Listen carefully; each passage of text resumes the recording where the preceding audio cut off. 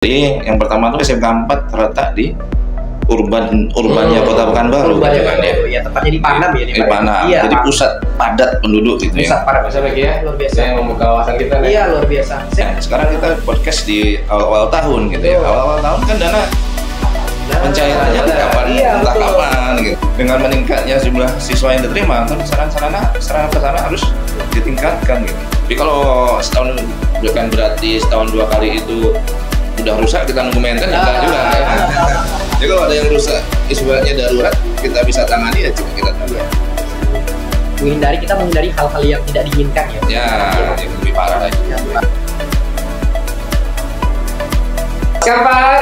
Biar beda, asikin aja. Baik, assalamualaikum warahmatullahi wabarakatuh. Waalaikumsalam Waalaikumsalam. warahmatullahi wabarakatuh. Episode kali ini kita kembali di podcast 4 SMK Negeri 4 Pekanbaru. Masih bersama saya Pak Arisman, kali ini didampingi oleh Pak. Ya, saya Riki Hendrawan dan di sebelah saya ini dari narasumber kita ya yang hadir pada hari ini. Silakan Pak. Ya, saya dari Wakasarana SMK Negeri 4 Pekanbaru. Nama saya Pak Mu'anam Suroto. Oke, silakan. Selamat datang Pak Muanam. Ya, Oke, selamat datang Pak Muanam ya. Kita senang sekali Pak Muanam, tamu yang keempat yang akan kita halah dalam episode podcast 4. Betul. Ya, hari ini bersama Wakil Sarana dan Prasarana SMK Negeri 4 Pekanbaru, Pak Muanam. Sebelumnya kita ngobrol-ngobrol lebih lanjut tentang sarana dan prasarana di SMK Negeri 4 Pekanbaru. Kita kenal dulu ya. Oke, boleh. Kita kenal dulu dengan Pak Muanam. Pak Muanam, gimana kabarnya? Alhamdulillah sehat. Alhamdulillah sehat. Pak Adi sehat? Alhamdulillah. Riki sehat. sehat? Luar biasa sih ya Pak ya. Semangat ya. Saya tetap semangat. Siap, ya. siap. Jadi Pak Mu belakangan agak viral ya karena sekolah kita lagi ada berbagai macam kegiatan dan semuanya terkait dengan sarana dan prasarana. Yang kita tahu sarana dan prasarana adalah nyawanya dan juga dalam sebuah pendidikan ya, dalam sebuah pembelajaran. Pak Mu, sebelum kita ke pertanyaan, Pak Mu, mungkin kita berkenalan lebih lanjut. Boleh. Mungkin Pak Mu selain wakil sarana, kesibukannya di sekolah ini mengajar apa? Mungkin bisa sampaikan dulu Pak Mu. Ya, baik. Ya, perkenalkan dulu. Nama saya Pak Mu'anam Suroto, SST. Saya di SMK Negeri 4 Pekanbaru mengajar informatika dan teknik komputer dan jaringan. Ya, ada 2 mata pelajaran yang saya pegang. Selain di jurusan teknik komputer dan jaringan, saya juga mengajar informatika di kelas 10. Nah, selain itu juga di Wakasarana. Alhamdulillah udah 6 bulan ini saya memegang di bagian Wakasarana Prasarana. Ya, Iya. mungkin seperti itu.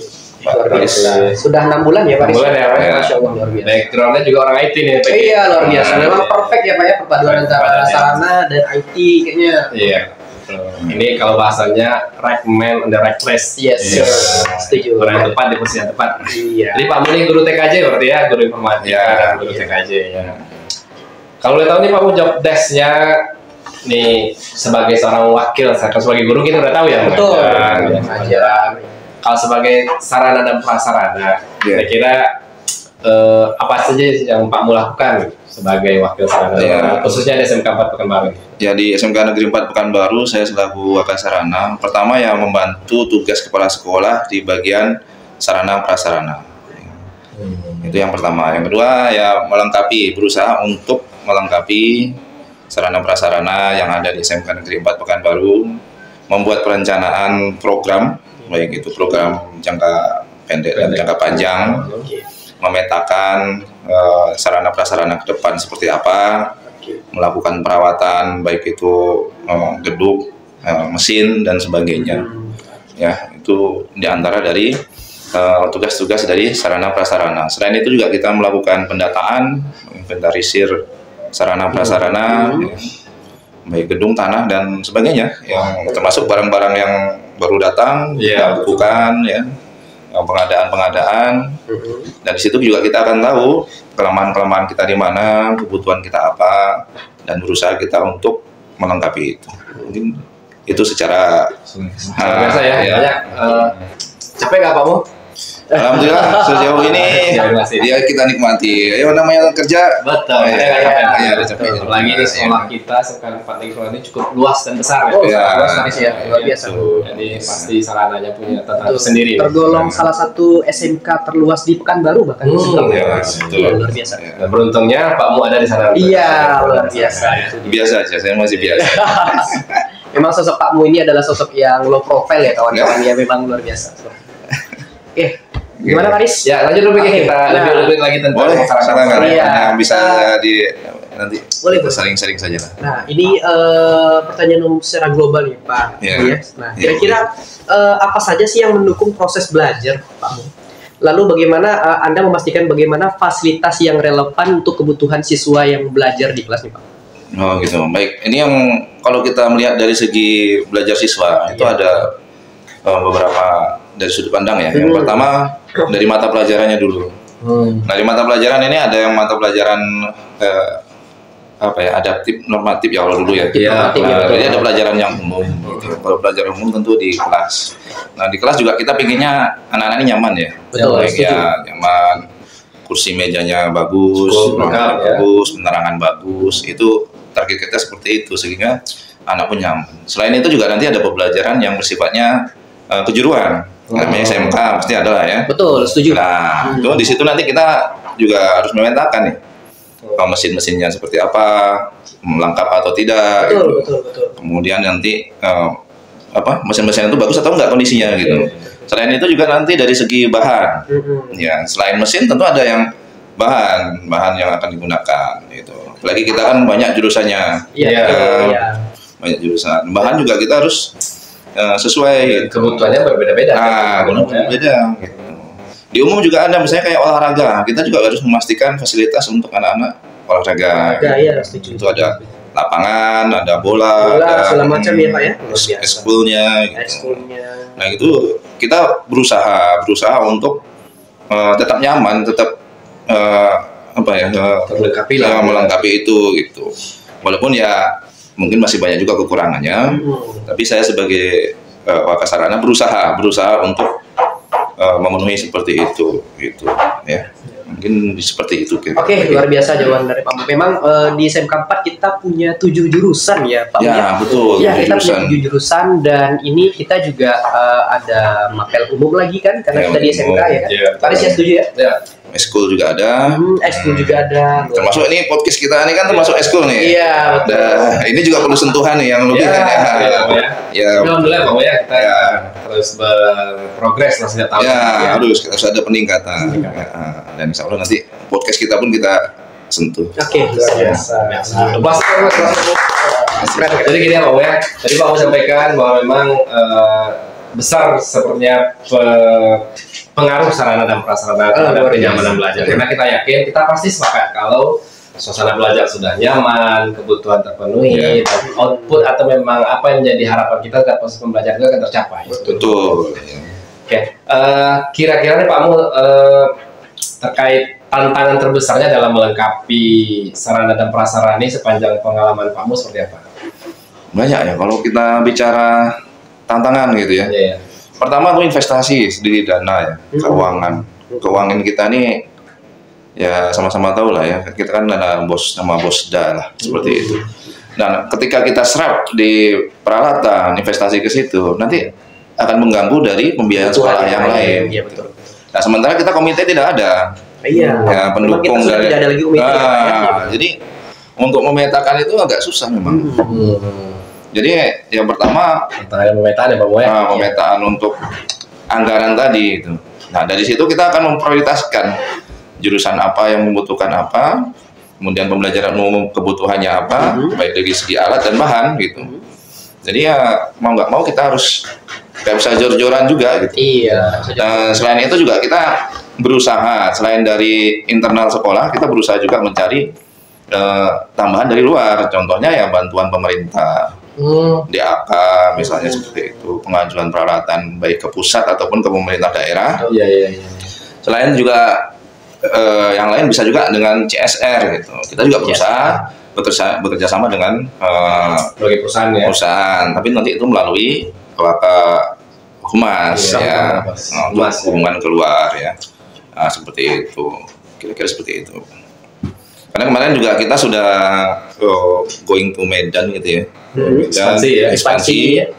Terus welcome, orang itu welcome untuk membantu. Kebetulan di bidang batik ya, batik dan tekstil.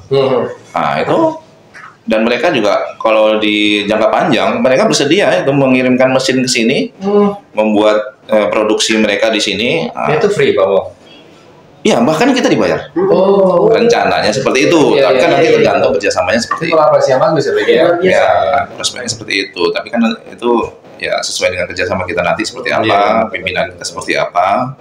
Kalau bisa deal ya sini sangat luar biasa sekali gitu. Itu Karena nanti solusi yang luar biasa. ya betul, nanti pabrik orang tua akan ditempatkan di SMK, tenaga kerjanya dari SMK.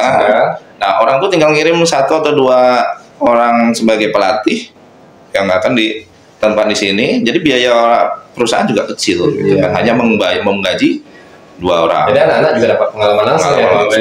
Dan seolah itu di perusahaan langsung, mesin-mesin perusahaan seperti itu. Itu salah satu kalau kita kerjasama dengan perusahaan untuk peralatan dan sarana-prasarana tadi. Ya, seperti itulah. Jadi luar biasa pokoknya ketika kita hanya mengandalkan mungkin dari dana bos dan bos-bosnya sepertinya terlalu kecil mungkin kita dari gebrakan-gebrakan seperti ini mungkin yang akan mengembangkan dan berefek atau berpengaruh besar terhadap pembelajaran siswa. Itu yang kita harapkan. Luar biasa Begi ya. Luar biasa. Nah, saya juga pengen juga nanti yang jurusan TKJ juga seperti itu, teknik komputer dan jaringan kan, kerjasama juga dengan industri atau perusahaan luar yang bisa kerjasama ke SMK 4. Luar biasa Begi ya. Luar biasa. Yang membuka wawasan kita nih. Iya, luar biasa. Saya punya satu pertanyaan nih Pak. Boleh. Yang mungkin lebih juga boleh. Iya. 5, 10 boleh. Yang mungkin kawan-kawan di rumah ini masih belum tahu atau mungkin masih salah mindsetnya mungkin terhadap sarana-prasarana sekolah.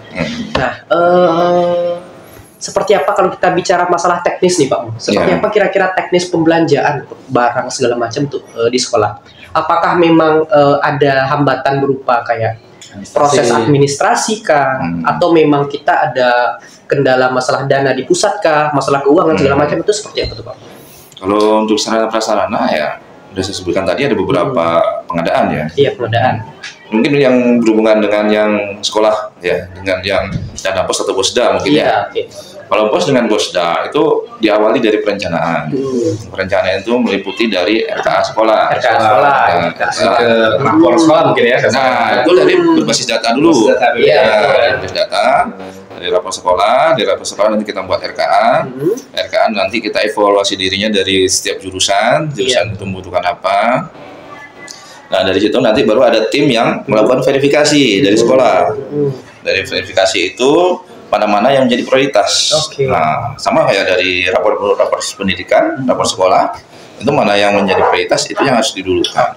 Yang menjadi prioritas poin-poinnya poin utamanya di situ. Yang ujian itu harus kita selesaikan terlebih dahulu. Nah, di situ yang harus kita utamakan gitu ya. Pendanaannya juga di situ gitu. Nah, pendanaan ini juga tidak mudah. Tidak mudah ya Pak ya. Pendanaan itu apalagi contohnya sekarang kita podcast di awal tahun gitu ya. Awal tahun kan dana pencairannya kapan entah kapan gitu. Jadi tidak hanya di sekolah kita ya Pak, mungkin beberapa sekolah lain di Pekanbaru mungkin di luar Pekanbaru juga mengalami nasib yang sama seperti itu. Karena kan bos sama bosnas sama bosda ya. Itu ada berapa pencairan gitu ya. Kalau sekarang dibagi 2 kalau nggak salah saya itu. Tahapnya ya Pak. Ya, tahap 1 dengan tahap 2. Tahap 1 dan tahap 2. Tapi itu orang keuangan yang lebih tahu kan gitu. Kurang lebih administrasi seperti itu ya. Ya, lebih kurang seperti itu gitu. Jadi pun agak susah kalau kita misalnya nanti ternyata keuangan itu adanya di bulan misalnya di April atau Mei ya tentu kita menunggu di sana. Sementara ini kita proses sudah berjalan dari Januari. Nah, itu makanya kalau bisa nanti pas belanja itu memang betul-betul kita harus petakan untuk setahun gitu. Ya, atau bisa 1 TW ya untuk 1 TW. Atau kalau misalnya nanti yang di akhir tahun, nah itu kalau bisa masuk sampai ke bahan belajar itu tersedia sampai awal tahun gitu. Itu seperti apa Bang? Kalian sampai dana itu betul-betul cair, sementara proses harus tetap berjalan. Iya, betul. Nah, makanya saya sebutkan tadi, misalnya kita di bulan di TW2 itu misalnya di Oktober. Di Oktober kita harus yang perencanaan tadi itu, misalnya kayak belanja itu, ya kita harus bahan itu harus kita siapkan sampai di Maret misalnya gitu. Bahan ya, bukan mesin, bukan aset, bukan modal ya, bukan modal untuk bahan. Jadi pembelajaran tidak terganggu gitu. Kemudian untuk penggunaan bahan itu juga kita harus manajemen betul, jangan nanti sekali praktek langsung habis kan, ya repot. Ini luar biasa nih, ini mungkin jadi semacam apa ya, inspirasi atau ya solusi bagi setiap sekolah ya. Karena kejadian ini sepertinya berlanjut setiap tahun dong ya. Jadi kan begini juga kira-kira proses pencairan keuangan tersebut tidak di awal tahun ya. Jarang sekali yang di awal tahun. Betul. Itu yang harus pandai-pandai pengelolaan. Jadi itulah tantangan mungkin Bapak ya dalam mengelola sarana prasarana. Jadi sebenarnya banyak hal yang ingin kita ulik lagi ya. Iya, betul, Baris. Permasalahan sarana dan prasarana sekolah ini mungkin bagi sebagian hal yang di dalam tanda kutip tidak berpengaruh terhadap pembelajaran, tapi sebenarnya ini nyawanya. Ya, apalagi seperti itu. Apalagi bagi SMK, ya. Apalagi bagi SMK. Di awal tahun kita hadapkan dengan ujian LSP atau BPOKK, itu semuanya butuh perlengkapan, bahan. Tapi alhamdulillah Mas Panjani masih bisa kita ngasih lewat ya, itu lagi salah satu strateginya. Ya, seperti itu. Strateginya seperti itu. Satu lagi deh, Bang. Boleh. Ini solusi juga sudah dijalankan ya. Mungkin ada semacam target-target jangka pendek atau jangka panjang yang membedakan tahun ini dengan tahun sebelumnya dari pandangan Pak Mus seperti apa? Ya, yang ingin mungkin ada kira-kira lagi strategi lain lagi nggak? Sehingga permasalahan sarana dan prasarana tidak menjadi hal yang menghambat proses belajar mengajar di sekolah. Untuk SMK 4 ya? Khususnya untuk SMK 4. Ya, untuk di SMK 4 alhamdulillah ya, dari yang sebelumnya juga sudah bagus, saya pikir ya udah banyak perubahan gitu ya. Nah kan saya hanya tinggal melanjutkan dan saya juga pengen perubahan yang lebih bagus gitu. Memang kalau tantangannya sendiri, yang pertama tuh SMK 4 terletak di urbannya Kota Pekanbaru gitu kan ya. Ya, tepatnya di Panam ya. Di Panam. Jadi pusat padat penduduk gitu ya. Pusat padat penduduk. Nah, jadi animo masyarakat untuk daftar ke sini kan tinggi. Wah, luar biasa Pak, memang. Dan kita juga adalah salah satu SMK negeri yang ada di Panam, hanya di SMK 4 nih teman-teman, ya, luar biasa. Betul. Nah, jadi animonya tinggi itu. Mendaftarnya pun sampai 2.000 sampai 2.500 kemarin. Iya, sampai 2.500. Sedangkan kuotanya hanya sekitar 600. Iya, 600. Nah, ya memang sarana prasarana penting di sini gitu. Ya.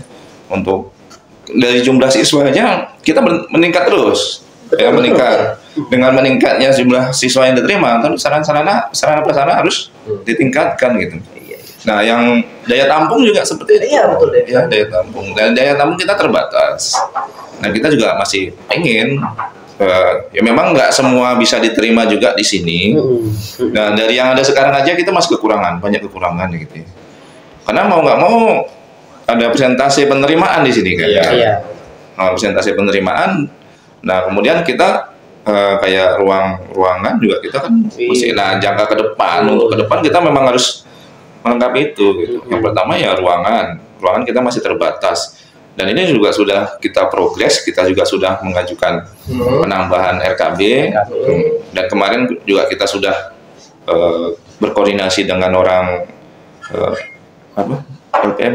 LPMP ya, LPMP, dan bagus progresnya, tanggapannya itu bagus ya. Mereka mendukung, dan semoga di tahun ini sudah ada perubahan ya, ada penambahan ya.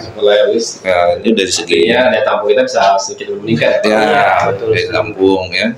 Karena kan memang di tahun ini pun kita masih memanfaatkan kayak pustaka itu masih kita pakai belajar. Itu kan mengganggu juga nanti kan. Nah, untuk itu ke depan ya, untuk jangka panjang ya, itu daya tampung untuk ruang belajar saya utamakan gitu ya. Selain juga RPS kita juga perlu direvit